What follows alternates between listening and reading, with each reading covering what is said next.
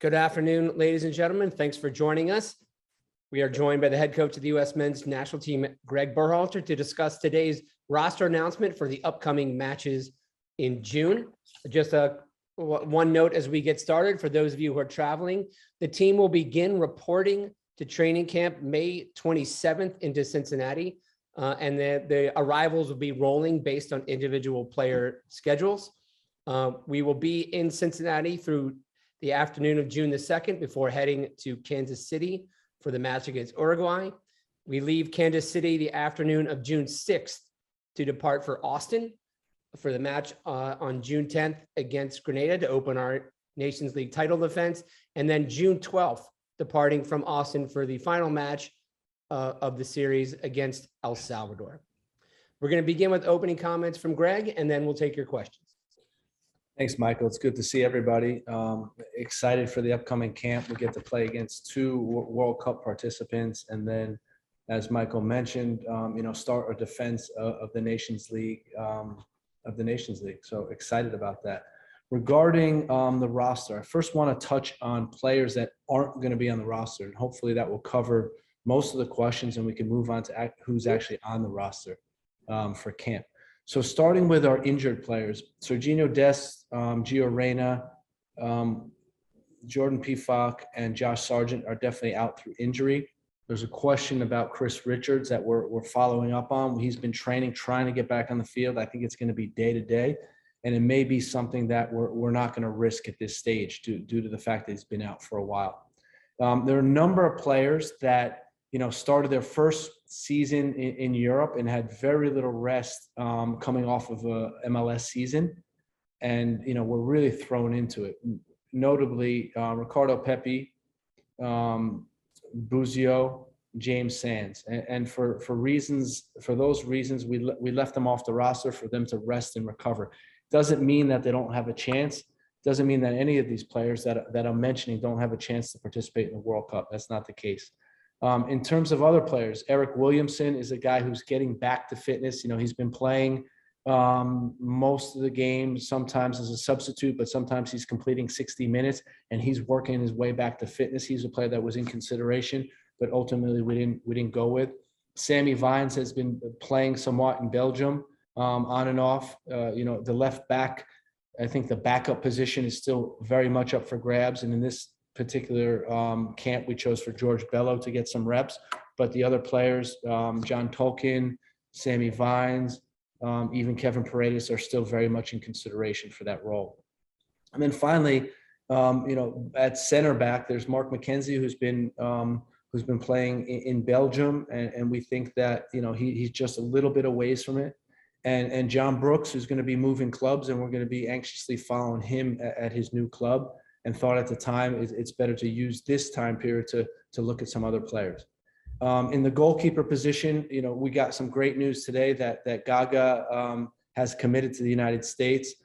We see a very promising future for him with the U.S. men's national team, and excited to have him committing to us. In terms of his current form, it was hard to put him on the roster due to his current form. And I explained that to him and had a good conversation, but again, excited to have him in the group. And then finally, Sean Johnson, he's been around for almost every camp that we've had so far. He's in pretty good form with New York City. He's in good form with New York City. But, we wanted to use this opportunity to take a look at Zach, Matt, and then Ethan, who will be coming off, hopefully, a promotion to the Premier League. So those are the updates on guys that are in camp, out of camp.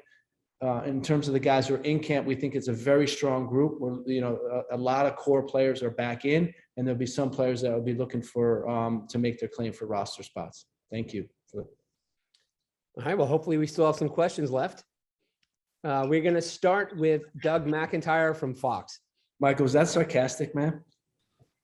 No, I thought you were very thorough. Thanks, Michael. Greg, thanks for doing this. It's good to see you too. Two questions, if I may. The first one, Weston McKennie is back from an injury. Where is he in terms of fitness? How much is he going to play in these games? And regarding Malik Tillman, what can you tell us about the, for lack of a better word, recruitment process? How long have you been talking? what did you say to him? Did you enlist any of the current players to talk to him and tell him, what the team's all about? Thank you. You're welcome. So, basically, we'll start with Malik. It started maybe about a year ago. He was a player that was actually in a U15 camp with Gio Reyna and George Bello, and so he's been in our youth program before. But as we saw him progressing and getting feedback from his performance, it was something that became interesting to us, although he was only 18 years old. And so we started speaking to him and his representative, and again, it was just about painting the vision of our program and where we potentially see him fitting in, but I think also where the program is heading. And, although the guys didn't speak to him directly, I think, they speak for themselves in terms of what they're doing on the field and the clubs they're at and the age they are. And, a lot of players are excited to be part of this group. And this was certainly the case with Malik. We had some good conversations a couple of weeks ago in Munich, and, was happy to see him commit to us, and looking forward to working with him in camp. In terms of the other question that I forgot was Weston. West. Yeah, so we're going to have a plan for him. I wouldn't be expecting him to play major minutes in the first couple games. Hopefully, and this is hopefully, we can get to a point where he can start one of the Nations League games, but that's not guaranteed. He's been doing a great job and getting back. And for us, it's just great to have him back in camp and hopefully get him some playing time throughout the camp. Next will be Stephen Goff from the Washington Post. Hey, Greg, thanks for the time. Your thoughts on Haji Wright and the scoring tear he's been on, and given what we saw with the rotation of strikers and forwards through qualifying, where he might have a chance to crack into this World Cup squad in a few months. Well, he'll get the opportunity to play in this camp. You saw we only have 2 true strikers on the roster, so he will get an opportunity. In terms of his path, it's been really interesting to follow. He's been bouncing around at clubs and hasn't really stuck at any clubs, hasn't really outperformed anywhere yet. But this year, I think it's an exception. And speaking to their coaching staff, they've been really pleased with his progress. They've been really pleased with how he started slow, but then picked up momentum, really changed his mindset, changed his mentality, and is able to start dominating in games. And, I've watched a lot of his games, and he's doing an excellent job. So I think now is the perfect time. We always talk about form and trying to capitalize on guys' form. And I think now is the perfect time to get him back into the group. He was with us in 2019 in a training camp. It'll be nice to see him again 2 years later. Next will be Ron Blum from the Associated Press. Hi, Greg. As you look at the player pool, do the guys who went through the qualifying have a leg up in terms of the final position? Do the new people have to beat them out? Or does everyone pretty much go in even when you pick the group in November? It's a difficult question, Ron. Things do change quickly in soccer. For 1 minute you have a starting center back in Miles Robinson, and the next minute, he's out for the World Cup. Guys between now and then, their form can dip so far that, they can no longer be part of the team or no longer be part of the starting lineup. Guys can really get in good form and now all of a sudden make their case to be out in the group. So the way I look at it is, we are building something. There is a core group that we are building and we are developing, and we've done a good job of that.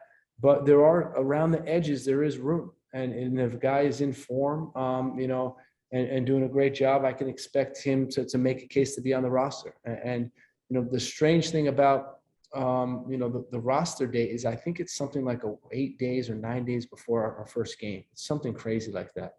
So, there could be cases where, some positions it goes down to the very end. Thank you. You're welcome.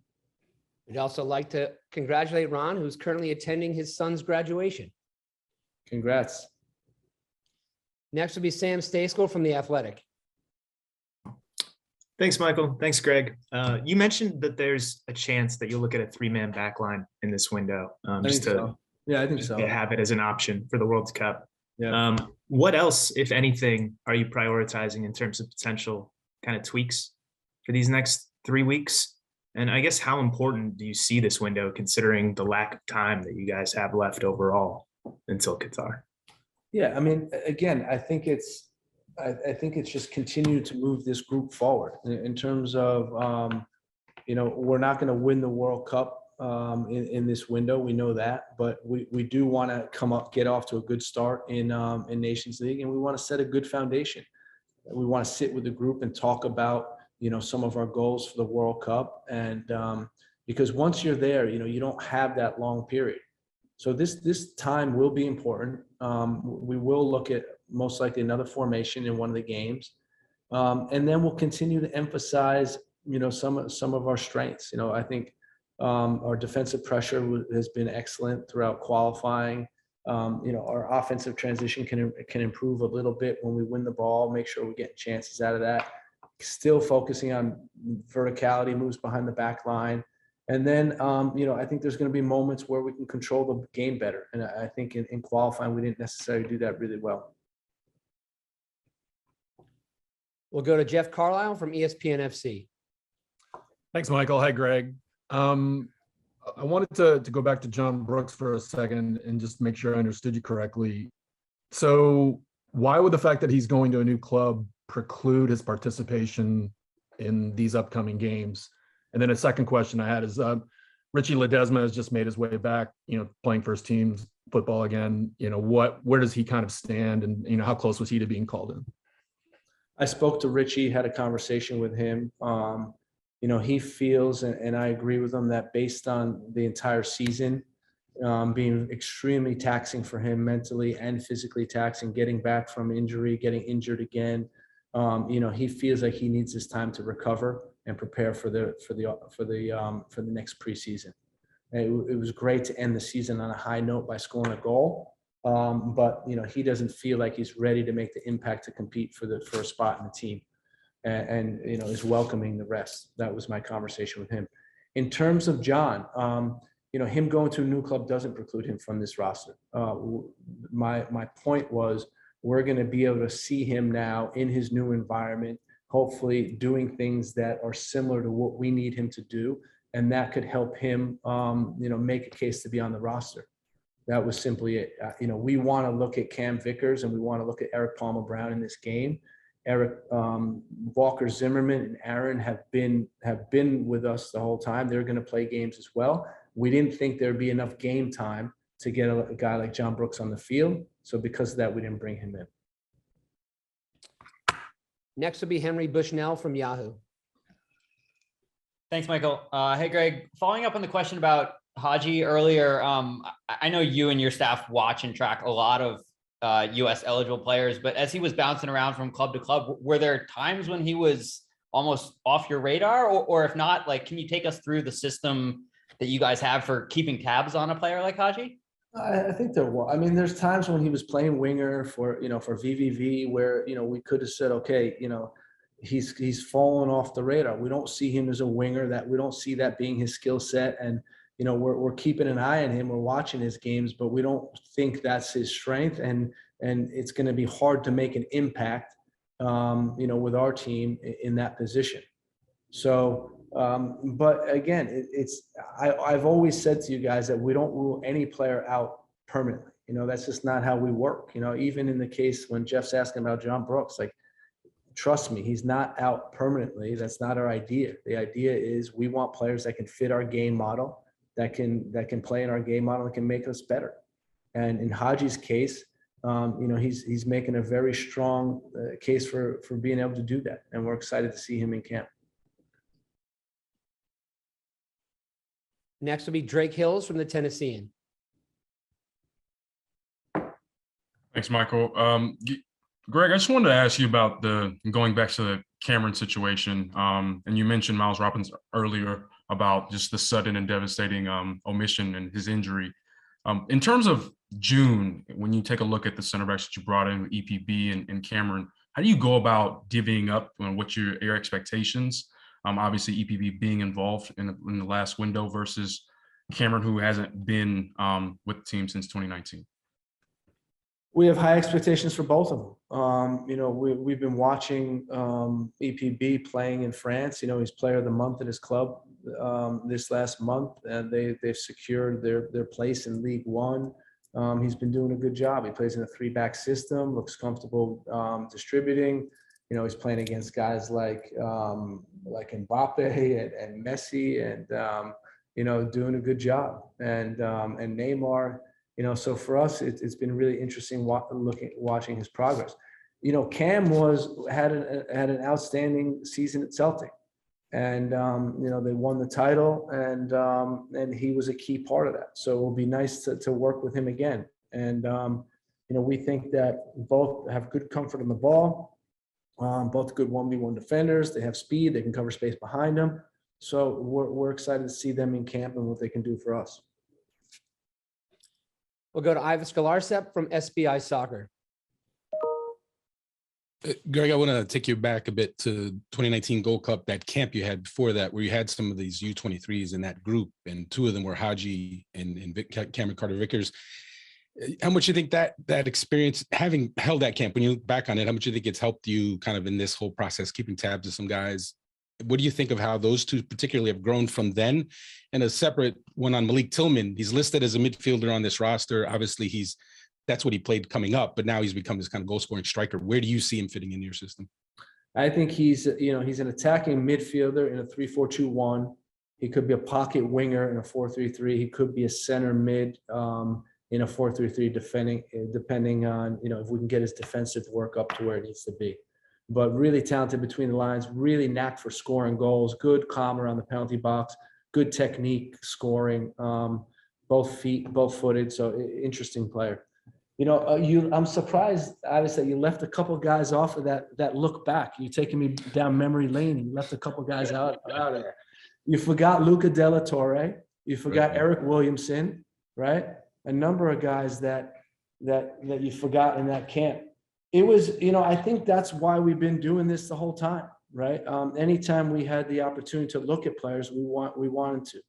And, it's been valuable for us, and it's been tough on the staff, a lot of evaluation, a lot of working with a new group all the times. But I think when you can get these guys in front of you, you can start working with them, you start knowing them better, and then it helps you to be able to evaluate them. So in the case of those 2 in particular, it was great to work with them then, and we're excited to have them back in camp. And both of those guys earned their way back into camp. They've done a great job with their clubs, and that's where they're primarily going to get evaluated, and they've done a good job of performing well.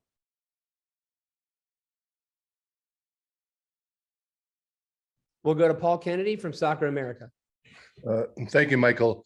Greg, as you went about picking the roster for June, did you have a working assumption about what you believe will be the roster sizes that FIFA will have for the World Cup 23 or 26? And if it's 26, what will be the important criteria you'll consider in selecting 3 more players?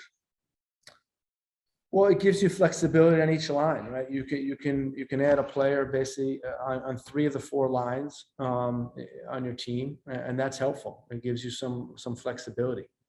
So for us, that would be great. We're assuming it's going to be 26, hoping it's going to be 26. If it's 23, we're going to have to make some difficult decisions. But having the outlook of it being 26 now, we wanted to get these guys into camp and start working with a group of that size. We added 27. Weston's the guy that's returning from injury, and we're going to see where he's at when he comes into camp.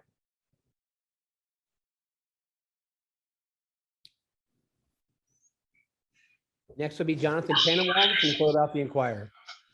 Thanks, Michael, and thanks, Greg. For players who are of sort of the Mark McKenzie level of things, and obviously McKenzie's a player who I have an interest in hearing a little more about, who were sort of on that precipice that you mentioned, who are Europe-based and aren't going to be playing games for another few months. What do you want to see from them in the summer and then in August and September heading into the September FIFA window? Thanks. Yeah, so, their season will start in August and he'll have probably 6 weeks of games before that September camp. And I think the important thing is going to be their preseason and then how they start the season.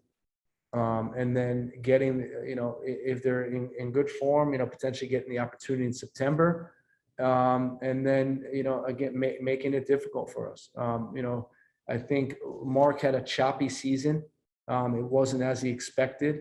And that's part of it. That's part of life, and he's done a good job of dealing with the ups and downs. But we just felt at this stage, it would be better to take a look at Cam Vickers and Eric Palmer-Brown. Next will be Brian Sandelau from the Chicago Sun-Times. Hey, Greg, thanks for taking some time today. Just wondering with Gabriel Slanino, what was the recruiting pitch to him and what was that process like? And also with Poland courting him so publicly, how much concern was there that he might go with Poland as opposed to the U.S.? I just had a really open conversation with him. And that's all we could really do. I talked to him about where we see him. We had him in, I think up until then we had him in 3 camps, right? We had him in December camp, and we had him in January camp, and then he joined the team for January qualifying. And we stayed in touch.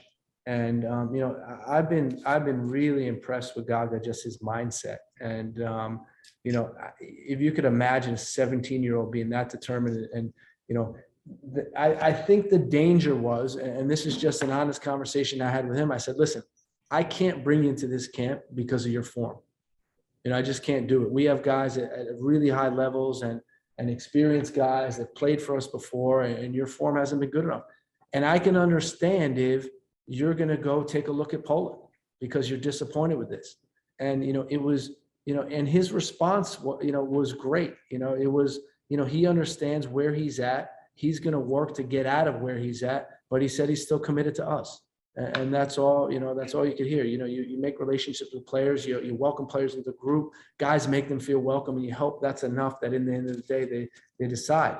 But in Gaga's case also, his heart was telling him where to go. And that's, that's a really important part of the equation. We'll go to Michael DeCourcy from Sporting News. Thanks, Michael. Greg, I wanted to ask you about essentially replacing Miles. What is the priority in finding someone that goes along with Walker in that circumstance? Is it more comfort on the left side there? Is it maybe more speed to complement what Walker does well? What are the priorities in finding that replacement? Well, I think it's center backs in general. For us, Miles has the type of pace that, you can play a high back line. And when we want to be aggressive pressing teams, and we want to be high up in the field, and they're going to kick the ball long, you need guys that can win duels convincingly. And then you need guys that if anything breaks through, they can catch those guys. And that's where Miles was so valuable. He did a great job of that, very good in duels, very good at covering space behind. So we're absolutely going to be looking for, a guy that can do that also. And that includes Walker, keeping him at that standard, making sure that the line keeps moving high, keeps condensing the field. That's really important to our game model.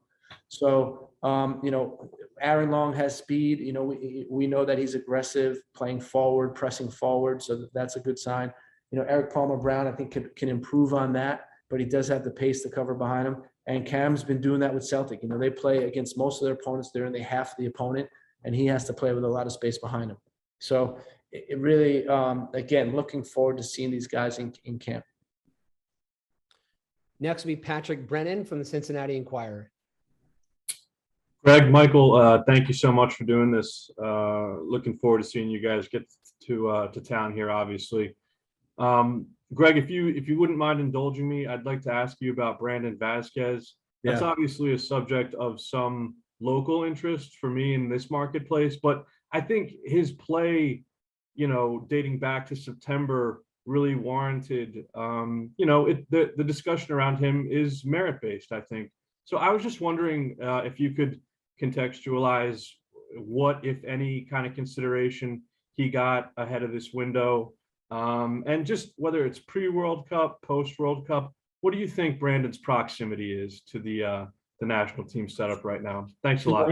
Yeah, he's close. I'm looking on this paper right here, and he was, I had his name written down, Tolkien and Vazquez as being guys that were close.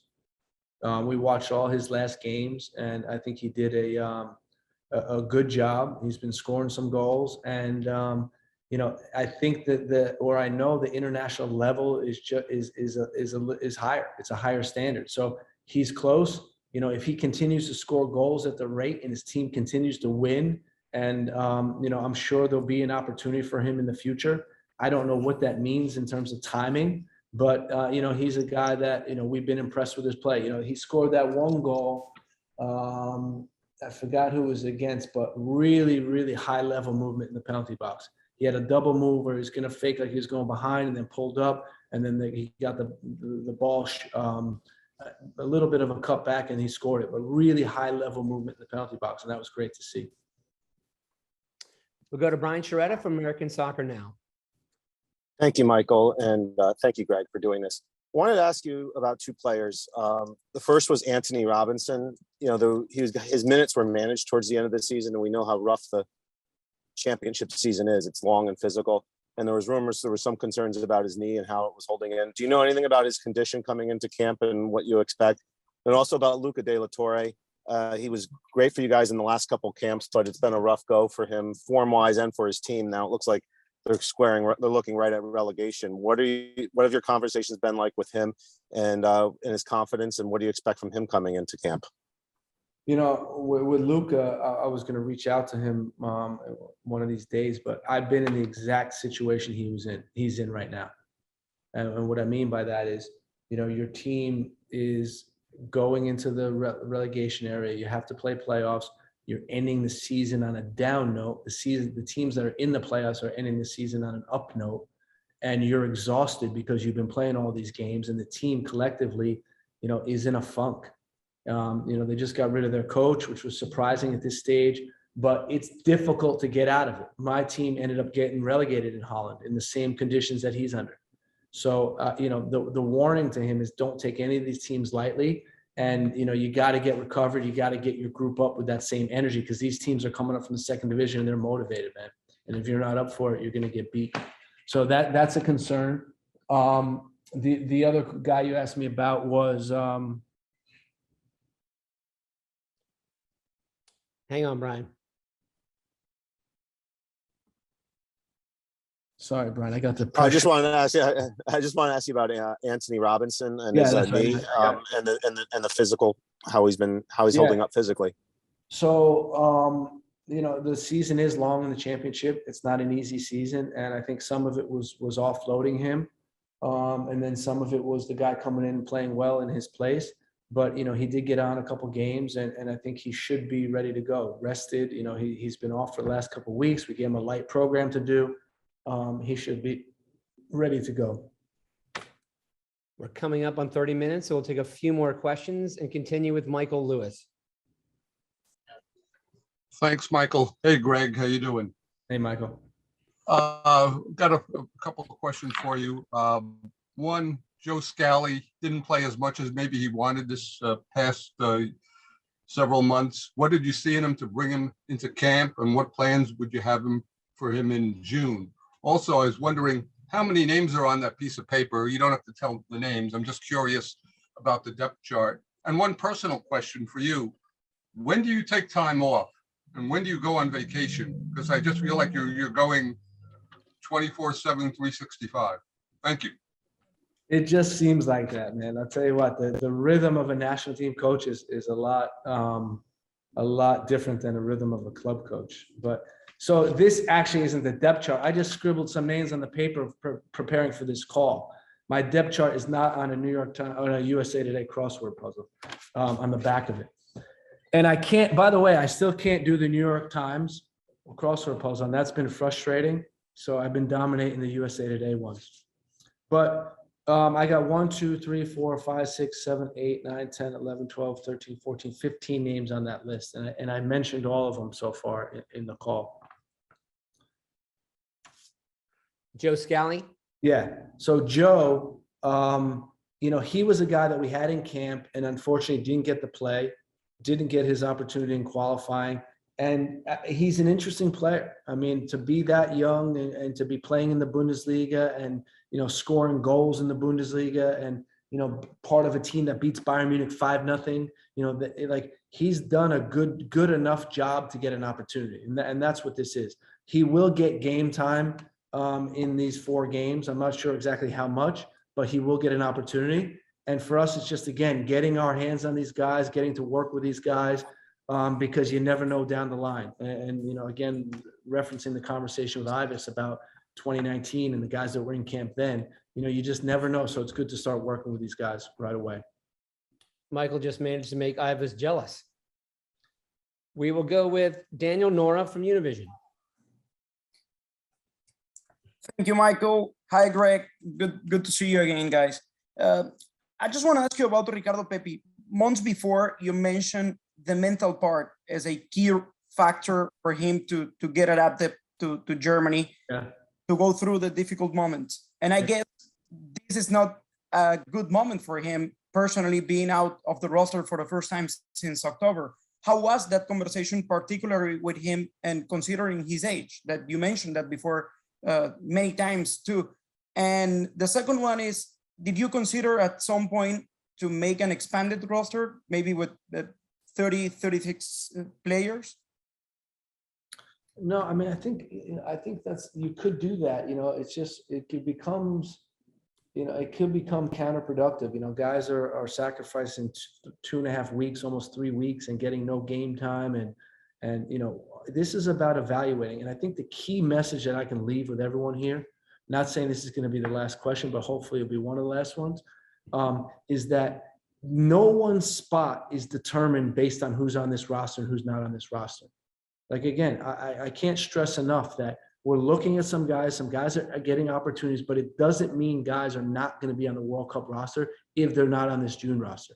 And with Ricardo, we had a really good conversation, a really open and honest conversation. We looked at his workload. I mean, just think about how old he is and think about, he started to play basically in, I want to get this right, in January of 2021, and he hasn't had a break since then.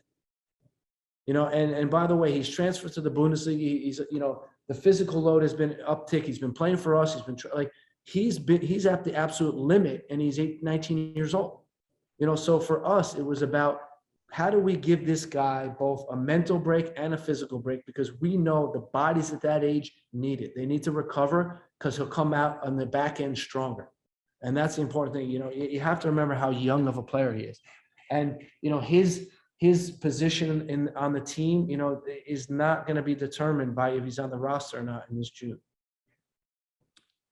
Our last question comes from Emily Olson from USA Today. Hey, Greg, thanks for taking the time. Love that you print out the crossword. You can also use the app and challenge people and check your time, but love that you print it out. I wanted to ask, you've been asked all call about the different players and the selections, but I want to go a different direction. And I'm just curious, from your perspective now, which is more stressful, being a player in the pool, going to whether it's their first, second, whatever World Cup, was that a more stressful time, or is now being on the selection side more stressful? And to that, what do you take from what you remember from being on their side into what you're doing during this process? Yeah, I think that, they both take a lot of effort. On the player side, once you're done playing, you can't control it anymore. You really can't. From a coach's side, you just want to make sure that, you're communicating to the players, that they understand the reasoning for this. I had some really tough conversations. I had a difficult conversation with Sean Johnson. James Sands, was a difficult conversation. Mark McKenzie, they're not easy conversations to have. They're really not. And, all I can say is, I understand where the guys are at. I feel for them. And again, this camp isn't determining who's on the team. We're going to have much harder conversations in after September. And that's where it's going to get a lot more difficult, I think, for everybody. But, we're focused on creating a strong group. guys that are supporting each other, because I know the best way to perform well at the World Cup is to have a strong team spirit. Well, thanks, Greg. We'll be putting out our media availability schedule for the May and June training camp next week. If you have any additional questions, please feel free to follow up. In the meantime, have a great weekend. Thanks, guys.